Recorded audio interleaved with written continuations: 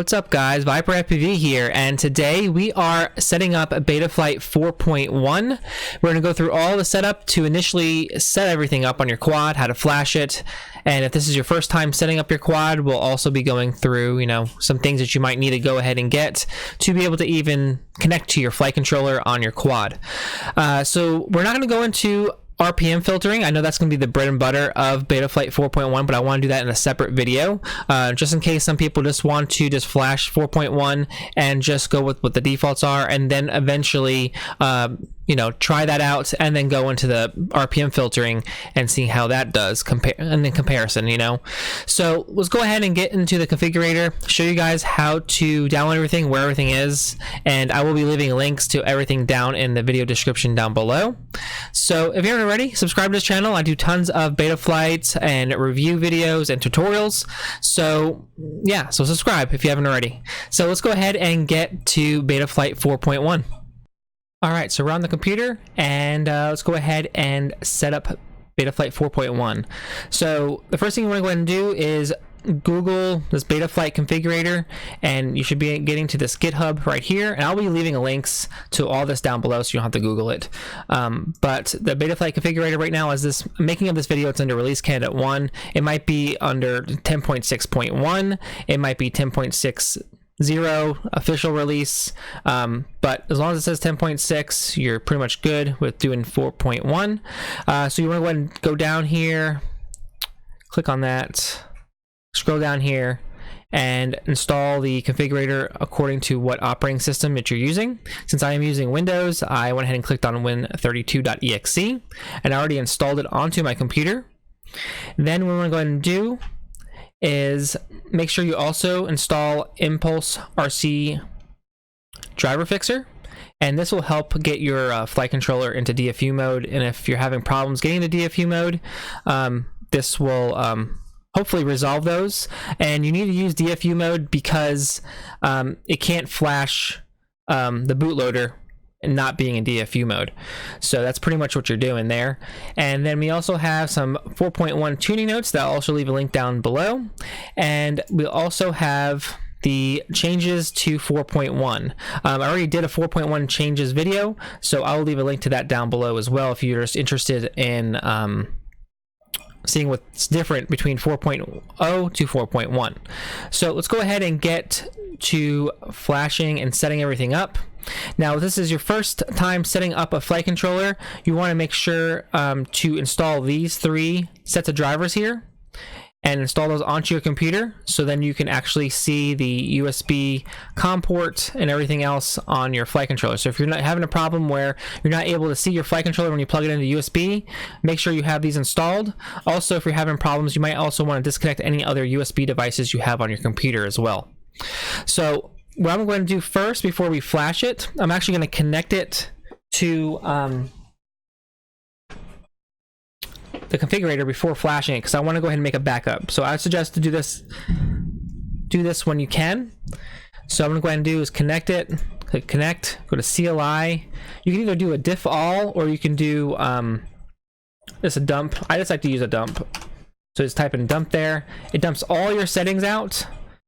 So what I'm going to go ahead and do is I'm going to copy everything here.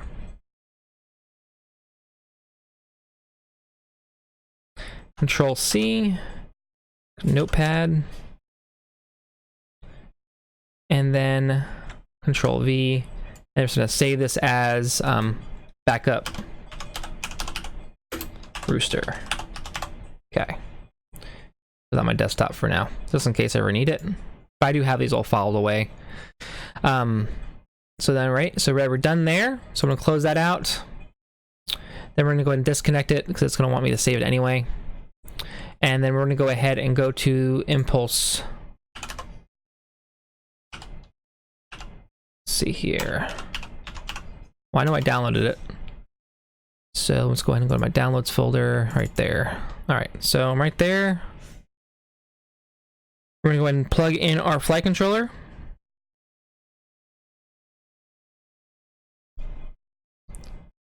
All right, it's searching for the flight controller.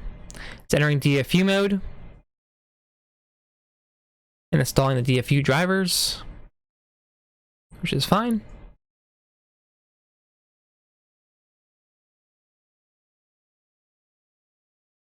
Once this is done, hopefully, we can go ahead and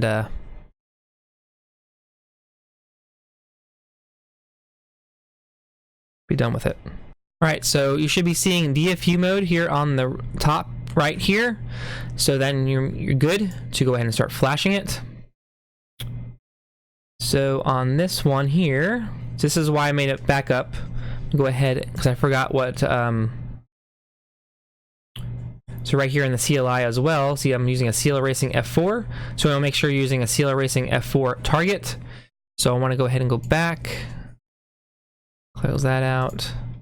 And then we're going to go over to firmware flasher. We're going to show unstable releases, and then go to releases and release candidates. And then we're going to go to the CL Racing F4. And you'll see Legacy and F4. It shouldn't matter which one you pick. One of them is like the older version of the I guess the Unified Targets version, and one of them is not. I'm just gonna go ahead and go with the regular version, not the Legacy. And then we want to go ahead and flash the newest one. So it might be under a stable release already, 4.1, just stable release. You can go ahead and flash that one, or whatever is newest. So as making this video, RC Release Candidate 4 is the newest one. So I'm going to go ahead and click on that. And then we're going to go ahead and click on Load Firmware Online. And then we're going to click on Flash Firmware.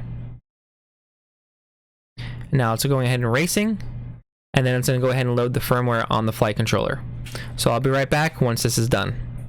All right, so we're done flashing, and one other thing that I forgot to mention actually happened, was actually new, is that when you flash the new targets, the ones that are not Legacy, it'll say load default values. Just click yes, and then you'll load right into here.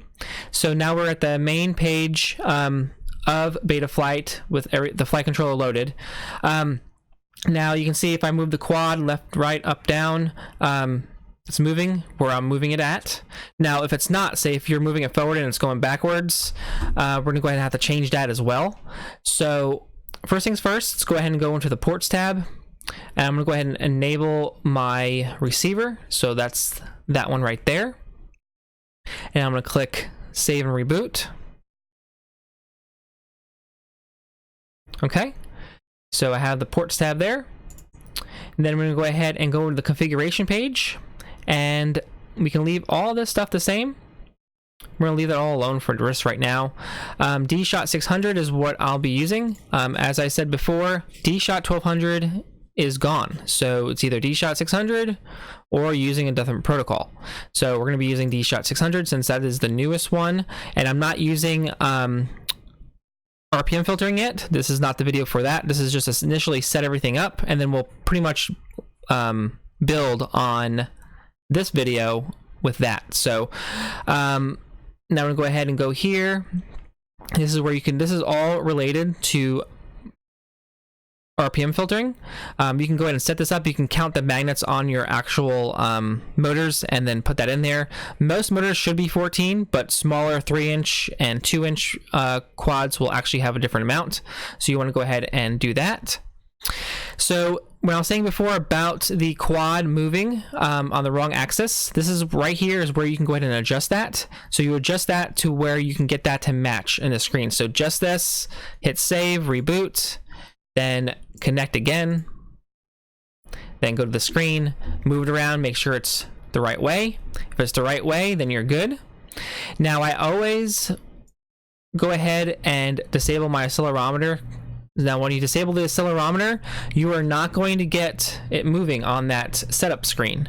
It's not going to be able to use the accelerometer anymore. And also, if you use auto level mode or any type of level modes, it is not going to show up in the modes tab. So just remember that if you shut this off here, you're not going to show any of the leveling modes at all, angle mode or horizon mode, in the modes tab. So if you use that mode, you want to make sure that accelerometer is enabled. I only disable it because it does save CPU utilization. So I'm gonna go, I don't have these right here, so I'm gonna shut those off as well. And I'm gonna click save reboot. Go back in, go back to the configuration page. I'm gonna leave all this stuff at default, even though I don't like the motor idle throttle value that high. I'm gonna leave it just to see how it does, and I probably will lower it down to probably around 5 to 4.5. Higher values pretty much help prevent desync issues with ESCs. So if you're having desync issues, you can raise this up a little bit and see if that helps you out. So what I'm gonna go ahead and do is put my craft name in here, my rooster, and then right here on receiver, since I am using Crossfire, I'm going to be using the S-Bus and then Crossfire. See right there? Now if you're using Free Sky, then you just want to go down here and just pick out S-Bus or whatever other one you might be using, F-Port, you can be using that too. And then under other features here, the only feature that I have to specifically use is soft serial, because my board doesn't have enough UARTs for smart audio. So I actually have this set up on a soft serial for my smart audio. So you won't see this enabled on yours, but if you do need to use soft serial, then go ahead and enable it. You want to make sure you enable telemetry so you can get the data to your radio. And then let's see here, everything else is good. And then also, I believe this one does have a beeper on it. Yeah, I have a beeper, so I don't have to worry about setting that up. But if you do want to go ahead and use your motors as a beeper, you can go ahead and click on RX set, and then it'll give you the option in the motors, the modes tab, to go ahead and set up a switch for your motors to beep when you activate it.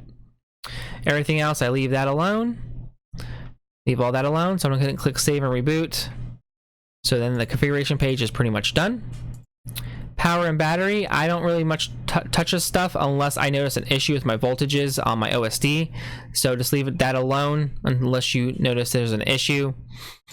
And then here on the PID tuning tab, it looks a lot different, don't we? It has these sliders here and all that. I went over all this in the other video I made, what they've changed, where they've now made it to where if you use the slider, it'll pretty much proportionally change the P and the D gains or whatever you're trying to do here, and even feed forward, stick response gain, and all that stuff. So I'm gonna leave this all at default right here.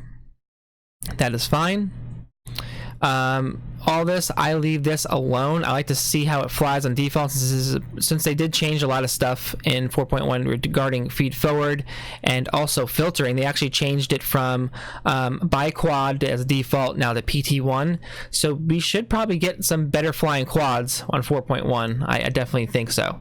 So now in my rate profile, I'm gonna go ahead and put my rates in here real quick.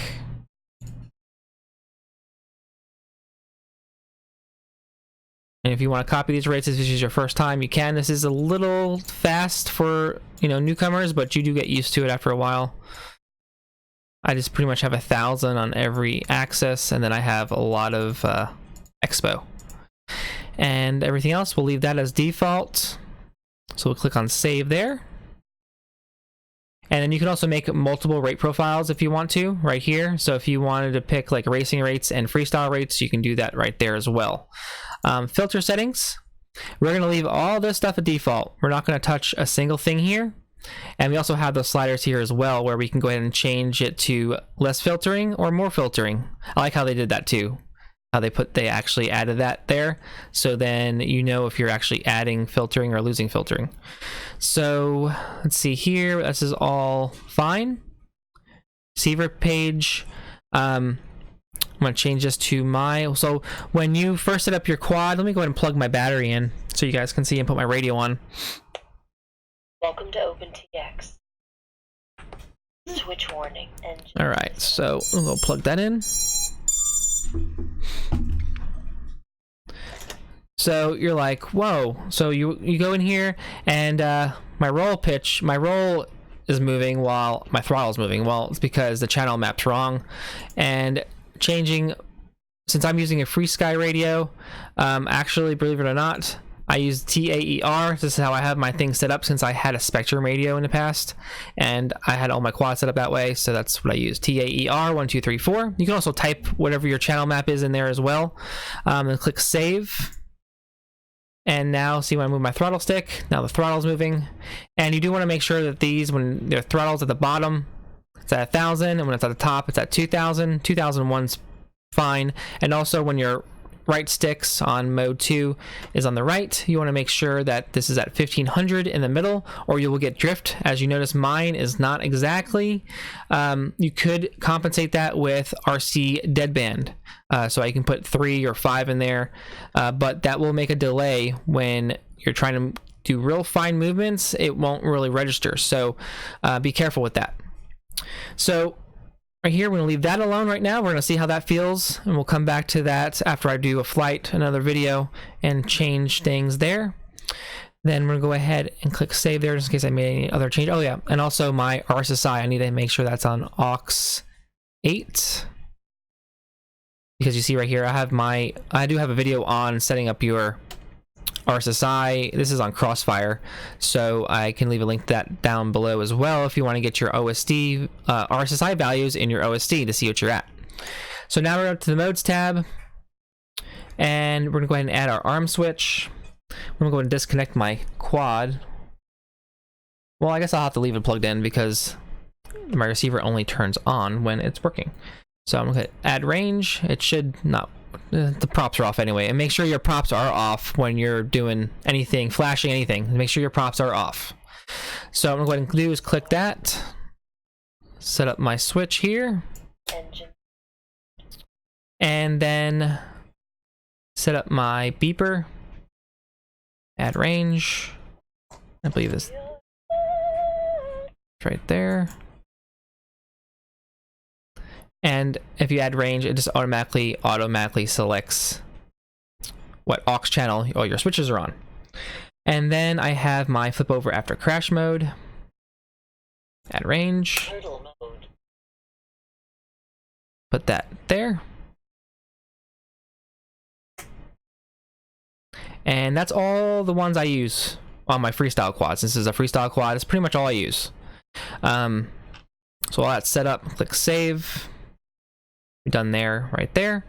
And then we're gonna go ahead, we're gonna skip the motors tab because I'm gonna go ahead and link a video down below to Blheli32 and Blheli ESCs and how to change your motor direction and all that.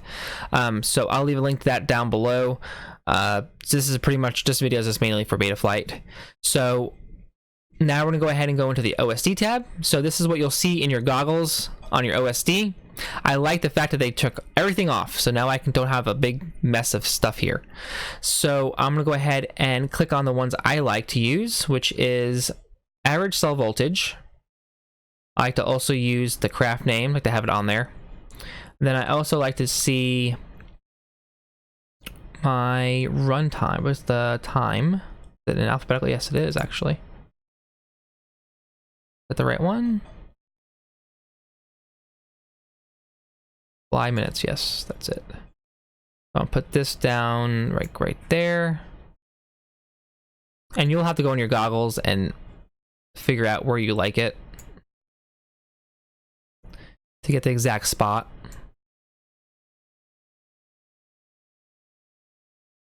I probably will have to go in my goggles eventually and fix this. I need my RSSI value too. I'll put that there for now. And that's pretty much all I use. That's mostly what I use. And if you have like ESC, telemetry, and all that stuff, then you can add some more stuff there. But for now, that's what I use. And then you can also set up multiple profiles. This was actually added for 4.0. I'm not going to go over that too much. All right, so now we're going to go ahead and move over to the video transmitter setting. Now, I already actually did do a video on Betaflight 4.1 and setting up smart audio. But real quick, I'm going to show you guys what you kind of need to do, and then I'm going to refer you to that video because I explain everything and how to set everything up. But first things first, we need to go ahead and make sure in the ports tab we have smart audio enabled, or whatever tramp telemetry or whatever you're using. So we're going to click on save and reboot, make sure that's on. Now over here on this site here, I'll leave a link to this down below. Hopefully I don't forget. But this is the VTX table that I'm using on my TBS Unify HV. It's the old version with the 800 milliwatts. I had a whole bunch of them, so I'm going to be using them up until they're all gone. So now I'm gonna go ahead and go to the CLI, because when you go to the video transmitter section, well, actually I already did it. It will be blank. Nothing will be there. But what you have to go ahead and do is copy whatever one you're using. Go to CLI, copy that in, then type save. Let it load up. Then go to the video transmitter settings, and then you have your setting right here. So right here you can actually already set your band if you want to. So what I'm going to do is set mine that I always use. Power, yep. That's all that. I'm going to click save. And if you want to remove channels and whatnot, you can put zeros in all these, or you can even change it. But if you change it, it might not be supported by the VTX, so I would be cautious of what you're doing there. But if you do want to remove something off your OSD smart audio screen on your OSD, you can put zeros there, or you can just disable them right there. So that's pretty much it, initially setting up Betaflight 4.1. I hope this video, guys, helped you out, and look forward. I'm going to be doing an RPM filter setup guide, and that's pretty much going to piggyback off this video. So a lot of things on that video I'll probably refer to this video on, this initial setup, flashing, and all that stuff. But I'll hopefully leave a link to everything below. If I forgot anything, let me know down in the comment section down below. I appreciate you guys watching, and I'll see you guys in a future video. Peace.